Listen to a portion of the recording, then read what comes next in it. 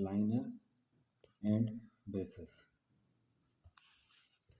तो ये मैंने एक फर्स्ट मोलर ड्रॉ किया है लोअर का, यहाँ से लेके ये वाला पोर्शन आपका एनिमल है।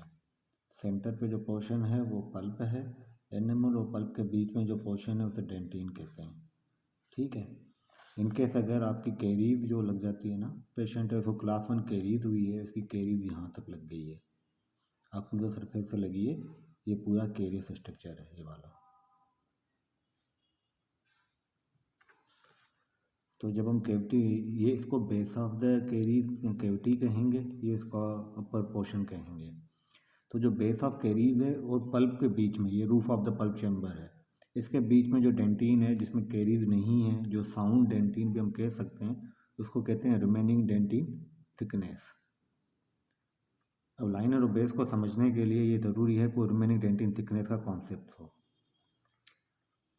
पेशेंट आपके पास आया है, उसकी कैरीज यहाँ तक है, पल्प यहाँ पे पड़ा हुआ है, तो जो रिमेनिंग पोर्शन जो डेंटिन का जिसमें कैरीज नहीं लगी हुई, उसे कहते हैं remaining dentin thickness.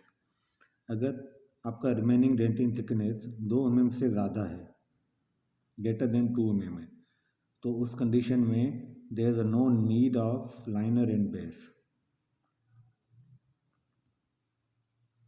No need. ठीक है, आप डायरेक्ट रजिस्ट्रेशन कर सकते हैं, आप कंपोजिट करना चाहें, अमलगम करना चाहें, आप डायरेक्ट कर सकते हैं, आपको नीड नहीं है लाइनर बेस की। इनकेस अगर आपका रिमेनिंग डेंटिन थिकनेस 0.5 से ज़्यादा है, 2 mm से कम है, इस केस में क्या होता है, डेंटिन की जो इंसुलेशन प्रॉपर्टी होती है वो कम हो जाती है। ठीक है, इंसुलेशन प्रॉपर्टी कम हो जाती है, जिसकी वजह से अगर आप डायरेक्ट अमलगम करेंगे तो पेशेंट को सेंसेशन होगी। ठीक है, हॉट से, कोल्ड थिंग से, स्वीट से, सोर से, इनसे पेशेंट को सेंसेशन होगी, क्योंकि जो डेंटिन होगा वो उस हॉट और कोल्ड स्टिमुलाई को नहीं रोक पाएगा, क्योंकि अमलगम जो है ना वो मेटेलिक रिस्टोरेशन होता है, और मेटेलिक रिस्टोरेशन जो है ना वो गुड कंडक्टर होता है हॉट का, कोल्ड का, स्वीट का। तो वो कंडक्ट करके वहाँ से सिग्नल डेंटिन में देगा, डेंटिन कम होगा, रिमेनिंग डेंटिन अगर कम होगा तो पेशेंट को सेंसेशन होगी। तो इस केस में हमें ऐसा मटेरियल चाहिए जो डेंटिन को इंसुल्यूट करे, जो बेड कंडक्टर हो हॉट, कोल्ड और स्वीट सोर का। तो इसलिए हम वहाँ पे बेस अप्लाई करते हैं। बेस के लिए हम different type of material use करते हैं, जीआईसी यूज़ कर सकते हैं, हम रेजन मॉडिफाइड जीआईसी यूज़ कर सकते हैं, हम जो कैल्शियम हाइड्रोक्साइड यूज़ कर सकते हैं, हम जिंक फॉस्फेट को भी यूज़ कर सकते हैं, हम जिंक ऑक्साइड यूजनॉल को भी यूज़ कर सकते हैं,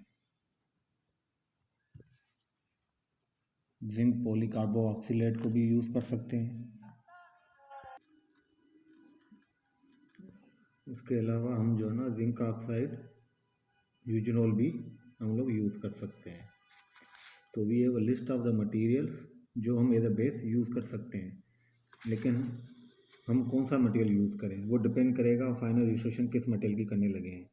इनकेस अगर आप अमलगम की कर रहे हैं फाइनल रजिस्ट्रेशन, तो अमलगम जब करते हैं तो हमें 2 चीज़ें चाहिए होती है, एक तो इंसुलेशन चाहिए होती है, यानी कि बेड कंडक्टर होना चाहिए बेस आपका। दूसरी प्रॉपर्टी होती है कि अमलगम जब भी हम करते हैं तो हम कंडेंसेशन फोर्स लगाते हैं 3 to 5 kg। तो जो बेस हो उसके अंडरलाइन जिसके ऊपर हम अमलगम लगा रहे हैं वो उस फोर्स को बेयर करे। ठीक है, जिसे कहते हैं कंप्रेसिव स्ट्रेंथ। कंप्रेसिव स्ट्रेंथ जो है ना बेस की अच्छी होगी तभी हम उसके ऊपर अमलगम कंप्रेस कर सकते हैं।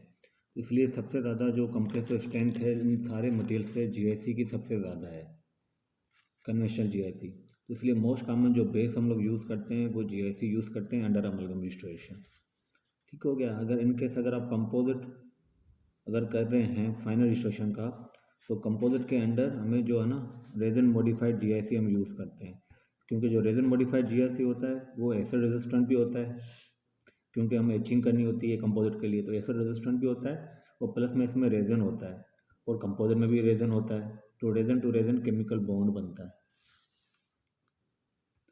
तो ये 2 रीजंस होते हैं, इसलिए कंपोजिट के साथ हम रेजन मॉडिफाइड जीआईसी ज़्यादा यूज़ करते हैं।